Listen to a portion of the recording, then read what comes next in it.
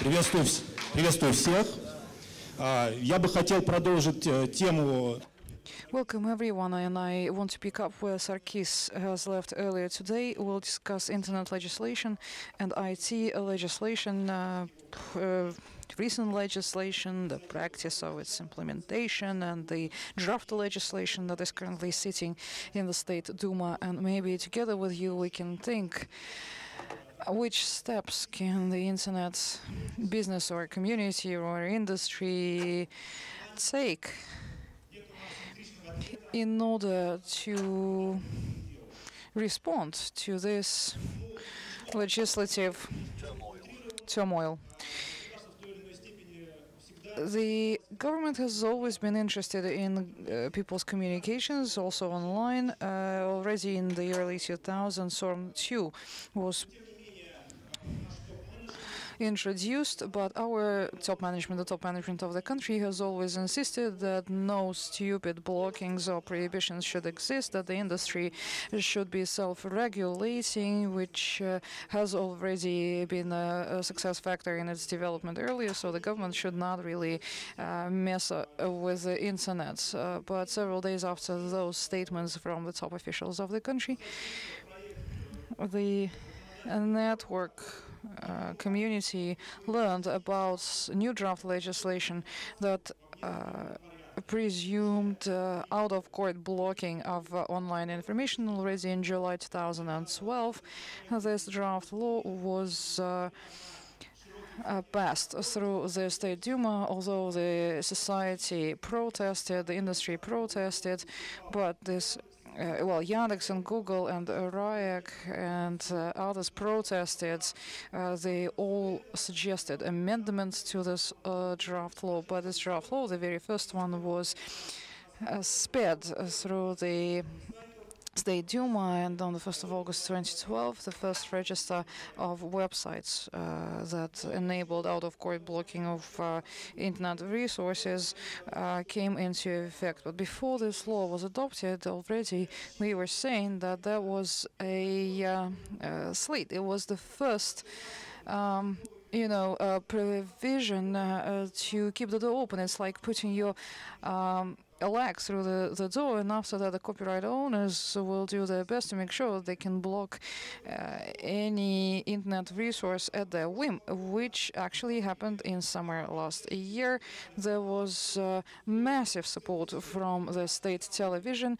All the channels started barking at the internet, describing the horrors of the internet, and the anti-pirate legislation passed through the State Duma. Although the industry and the civil society protested, it was speedily passed through the parliament, and on the 1st of August 2013, the second register of banned web pages was put into operation, which included the internet resources that the copyright owners wanted to prohibit. There is this portal, Russian public initiative. You know that if you get 100,000 signatures at this portal for your initiative, it should be discussed by the government and the parliament. Well, ours got 100,000 required, but the government just closed its eyes to this initiative and said they don't want to do anything about it. In autumn last year, there was a whole horde of new pieces of legislation that provided for new burdens for the IT business, for discrimination in the internet. Draft law by Lugavoy turned into the actual law on political censorship. The main point of this law on political censorship, well, unlike previous laws to block resources, this one enabled blocking an internet resource immediately without preliminarily notifying the hoster and the owner of the internet resource. So first you block, then you inform. And practice shows that it only takes several hours after the General Prosecutor's Office issues the necessary papers. All these laws they all had a kind of a camouflage. First law was adopted to protect children from the horrors of the internet. The other one was to protect the Russian movie-making industry. The latest law officially was adopted to protect the country from extremists and terrorists, but the government, if we talk about 139, about that law, the government does not inform the society about whether this new law enabled reducing the level of suicide among teenagers or drugs addiction. So there is no statistics on the implementation of the law and the efficiency and effectiveness of the law practice. But we do have other kind of statistics which you can check if you want to. We know how many resources were blocked. We monitor all these resources. Currently, this slide, I think I made it, well, several days before the conference, but the figures stay the same more or less. Right now, there are 3 registers of blocked resources. They contain more than 2,000 entries. And at the same time, about 56,000 other bona fide resources are blocked together with those prohibited resources. They do not contain any illegal information, but they are blocked by IP address, which is enabled by the Russian legislation. About 56% of all blocked internet resources are blocked without due legal reason. In total, since the time of commencement of these resources, 137,000 domain names were blocked for no reason in this country. They did not contain any illegal information, but they were blocked together with others. They were incidental victims. Here you can see the statistics of the actual URLs blocked, and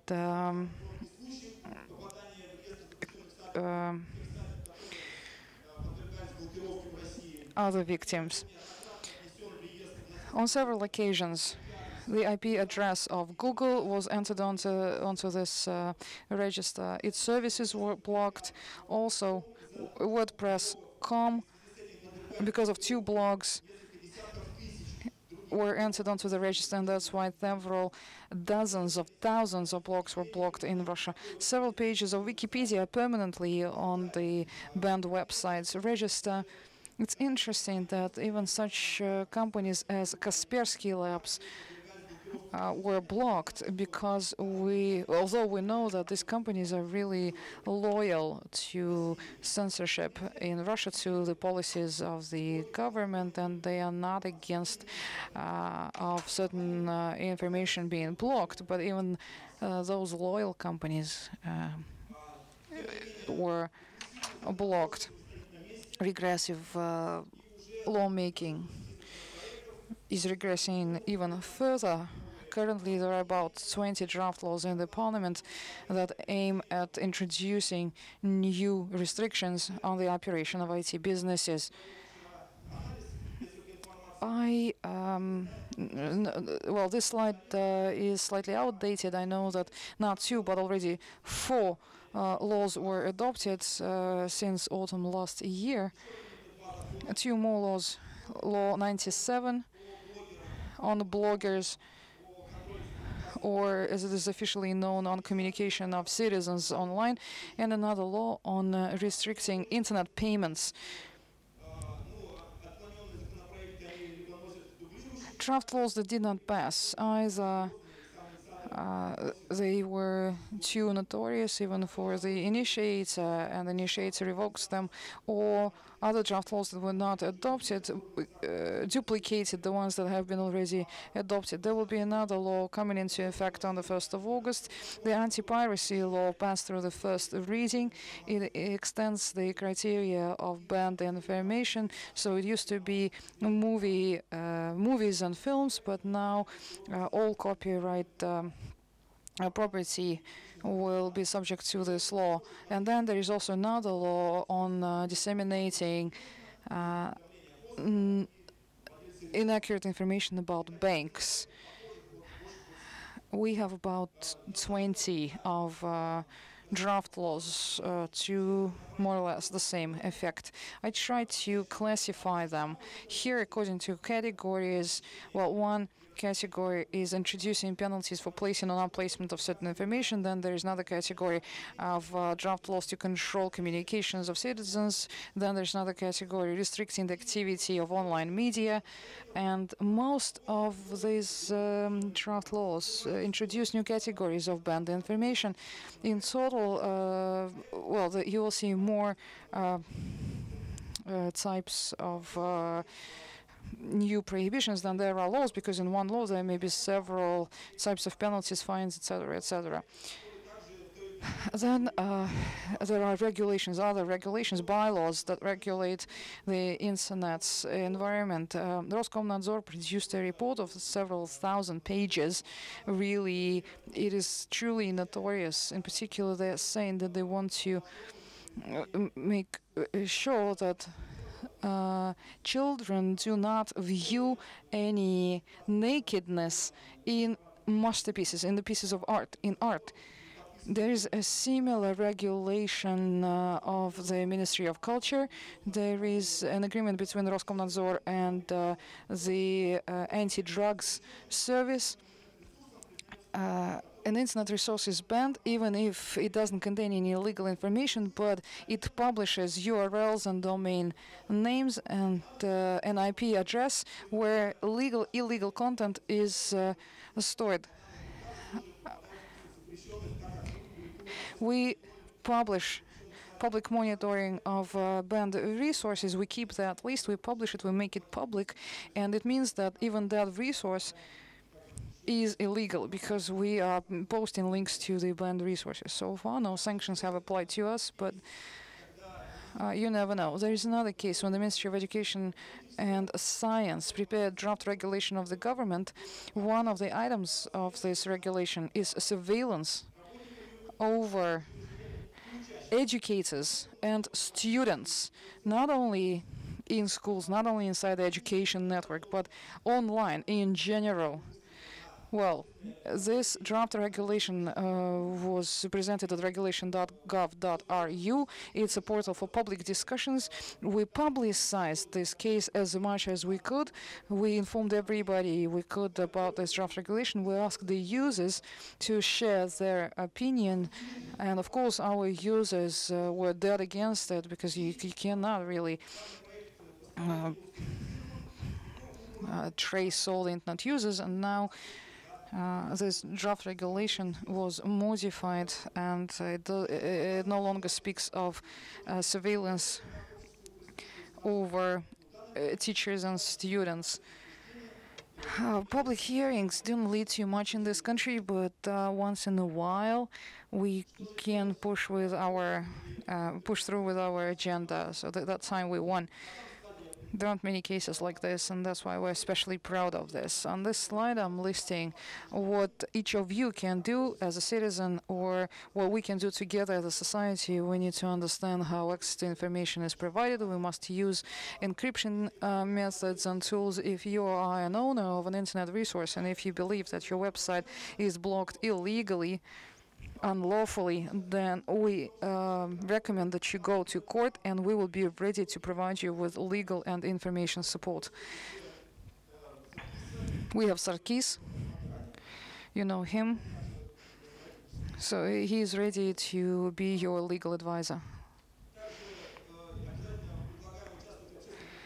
Please participate in public hearings whenever the government permits one.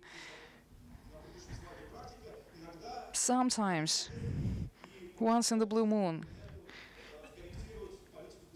we can change the policy of the government. It doesn't happen every time, but you have to start somewhere.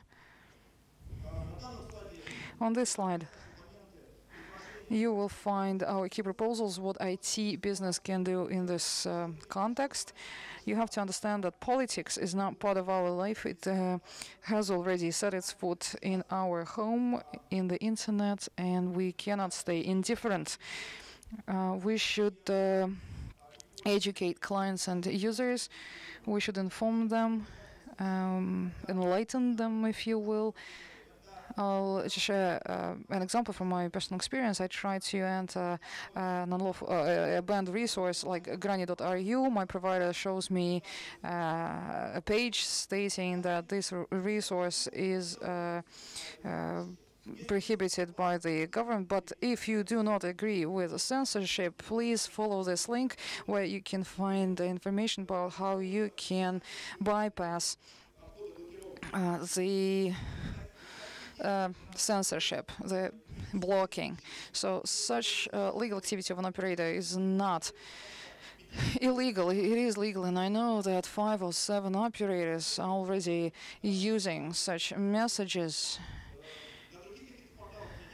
I don't know about other portals, but I'm sure that there are many activists among us. I mean, so if you disagree with the policy of the government, if you disagree with censorship, if you want to protest, you can block the resource, but show the user a page explaining how this block can be overcome. There is a need for all of us, for the whole industry, to get together and to establish a lobby that would protect our interests at the political level. Right now, there is only RAEC, and we need to do something more. We need to have a stronger lobby. And please go to court, sue them. If you disagree again with the actions of the government offices and agencies, if you want to challenge the penalty imposed, and we can provide information and legal support. Once again, we already have successful cases when the court would uphold the rights of the operator. Sarkis has mentioned that when Roskomnadzor sued the operator for not downloading the data from the register of banned resources, and then the court again upheld the right of the operator and recognized that uploading the registered data is not part of the license agreement. And that's not just one precedent. We had such cases in St. Petersburg and in Moscow. It's not a widespread practice, but we have individual cases, and we need to promote that success.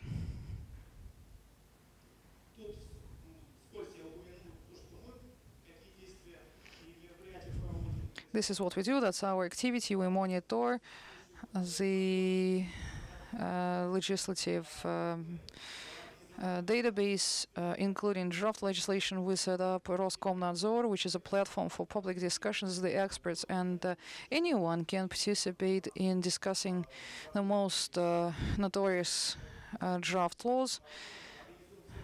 We are about to set up a Center for Protection of Digital Rights. This is our legal practice. We publish infographics.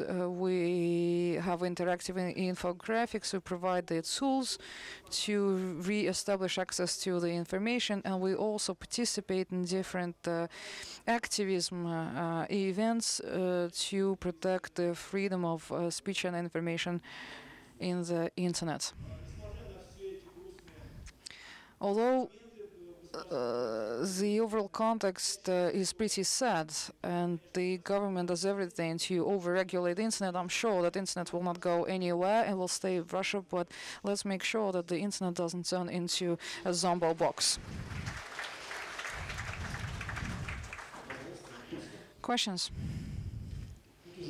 I have a question. Oh, there's a line at the microphone. Please join the queue. Viktor Safronov is my name. Artem, at this rate, how soon, I mean, how long will it take the State Duma to legally ban bypasses of the blocks? Well, about 6 months ago, I felt like our government is at the crossroads. At this rate of closing down the internet, I mean, 6 months ago, we had a choice. We know that in some countries there are also practices of out-of-court blocking of internet resources, but all these blockings in other countries happen under a very strong public control. You cannot block a resource without getting a pushback from the society, or we will follow the, let's call it the Asian route. but after the law on political censorship was adopted, and after another 20 draft laws appeared in the State Duma since last autumn, I think that right now we're not choosing between East and West, but now we're choosing between China and North Korea. I think that introducing a ban to bypass the blockings, the VPNs, Tor's ban, I think that this is a thing of the very near future. Maybe the worst is for the best. Maybe if we don't do anything, maybe if tomorrow ВКонтакте or Одноклассники are blocked, people will go onto the streets, or they won't. Well, ВКонтакте and Одноклассники, the Facebooks of Russia, they were blocked, not on a massive scale, but in some regions. And I have never seen a case when after ВКонтакте or Одноклассники or My World or Google Plus and they were limited and the access was restricted to them in certain regions. I have never seen demonstrations on the streets. But yeah, these blockings lasted for 1 day, 2 days, 3 days, maybe if ВКонтакте or Facebook is blocked for several months. I don't know what will happen, and I cannot give you any promises, but when ВКонтакте is blocked for a couple of days, there was no response from the civil society. I can tell you what happens when Google, for instance, is entered on the list. Technical support goes on a strike. Because nothing happens, right? People start calling us, or they call us, right? They call the technical support, and the technical support of a provider, of an operator, goes on strike. My name is Ilya Popov. I'm from Fjord, and my question is, when there is a court resolution to block a resource, then the hoster is liable. He at least has to pay court fees. Okay, but you have a hoster. He has a VPS, which is placed on a server, physical server, which is placed in a data center, and the data center is connected to an internet provider, to an ISP. So who is liable? The resource is blocked, but who is liable? Everyone? Do you mean who the resource owner should go to? You have a court resolution. The court says that the hoster, the hosting provider, placed information, makes this information open. If the resolution of the court speaks of a specific hosting provider, then it will be the hosting provider that's liable.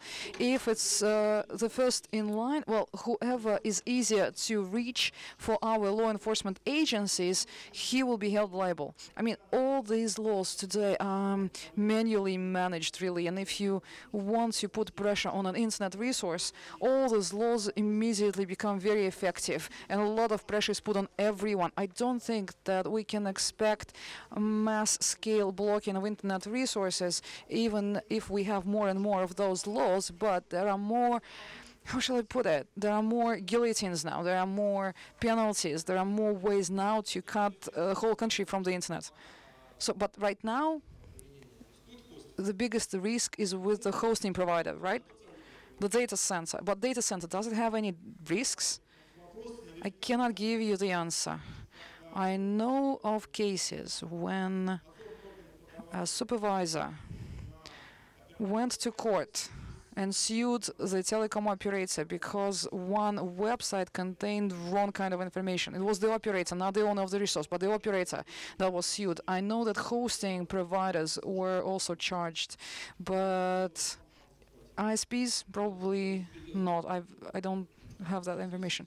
As a moderator, I want to abuse that right, and I want to ask you several questions that pertain to the topic of our conference. Do you plan to run an international cooperation initiative? RIPE NCC is always calling upon everyone to put their heads together, to join forces, to cooperate. So I'm thinking about some kind of cooperation project in Warsaw.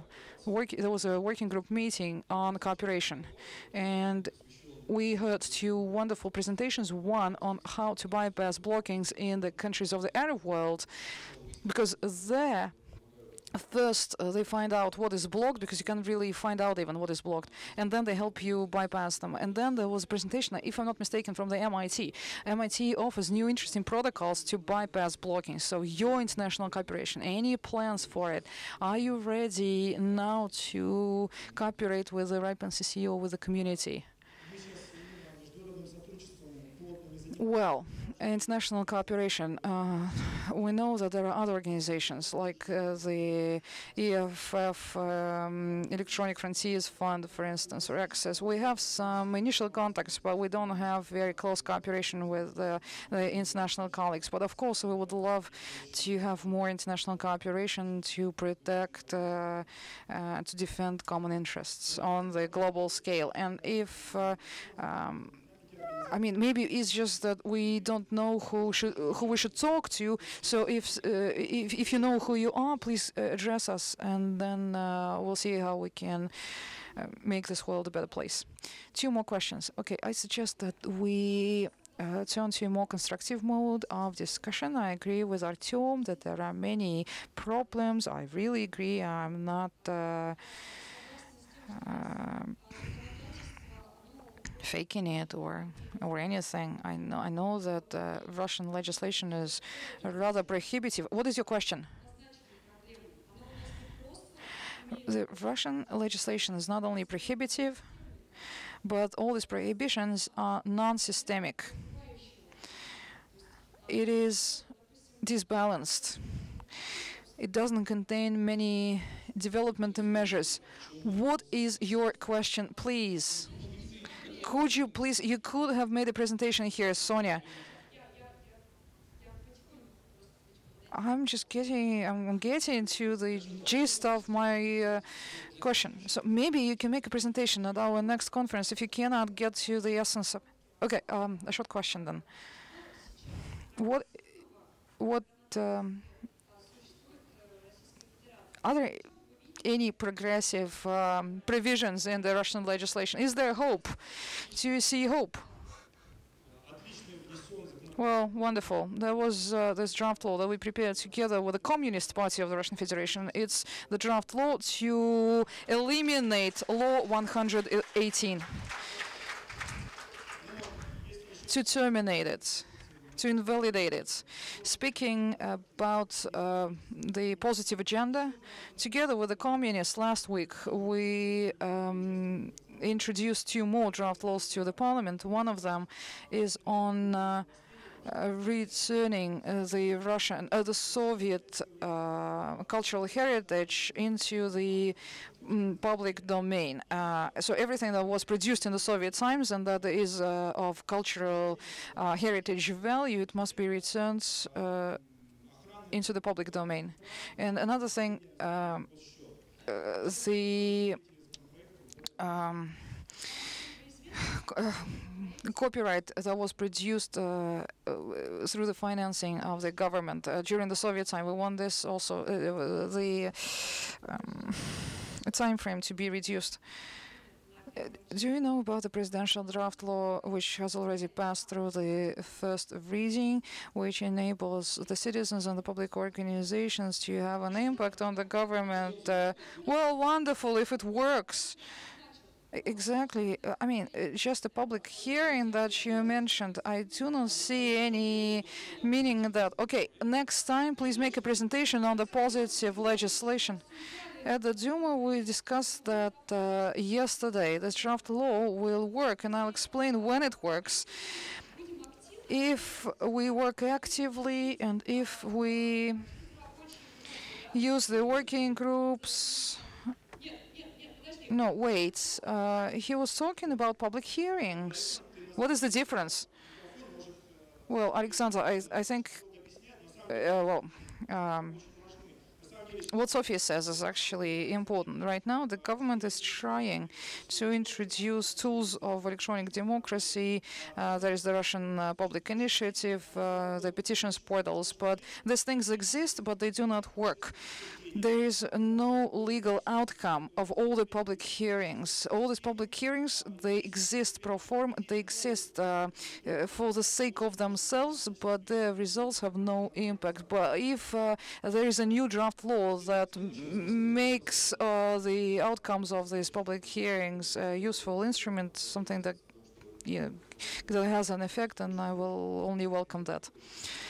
Another question, last question. Is there at least one law that says that things should keep working and should not be, well, I don't know, if you read the law on telecommunications, the operators offer services or they do not offer services, but are there any provisions in the law that make the operators provide the services, whatever the circumstances?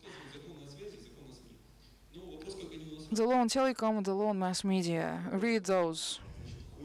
Okay, my other question is, right now hosting providers share their resources, there aren't enough IP resources.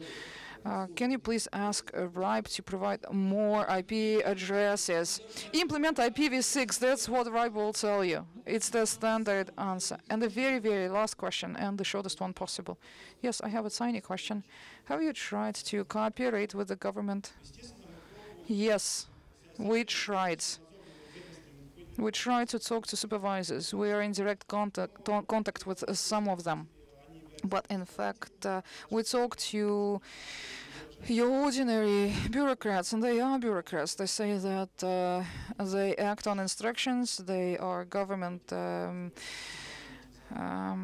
officers, and they comply with the law. But at the level of legislators, the State Duma, the Council of the Federation, yes, I attended their meetings. They talk, they close the door behind them, and that's the end of it. Everything that is decided behind closed doors. Well, it seems like now RAEC is viewed by the government as the industry representative, but I think that RAEC it's not capable of fully protecting the rights of the interest community. I think that we need a stronger lobby. I represent Trans Telecom. Well, it looks good for you. But I mean, the blocking by the IP address is a barbaric thing to do. What do we need to do? Spend some money on DPIs and put them on every node. I'm not from business, I'm from the public organizations. So, if you had implemented the first law on blocking certain sites by IP address, and then you realized that it was admitted by the state that they did something wrong and they need to make some adjustments there, but there are no adjustments going on, but instead there is more and more legislation adopted, which also are all based on limiting the access to certain resources. So I think they should have brushed up the first law in the first place, used the multi-stakeholder principles, and develop the principles which would be suitable for everyone, the business, the society, the state, and then follow with the next step. But it doesn't work this way. It works differently here. There are no discussions. Instead, there is more legislation adopted. They are all based upon blocking principles. Block this and block that. We hate DPI, we hate blocking. We are against this legislation, even if you don't want to discuss it with us. Thank you. If there is no dialogue, there'll be confrontation. That's what you mean. No, we are open for dialogue. We are open for discussion. But they don't want it. You may look, I mean, you may watch the video. It's 1 hour and a half long, and if you watch it, you will see the standpoint of the government. And Artem was there, by the way. Thank you very much, Artem, for a very emotional presentation. Thanks.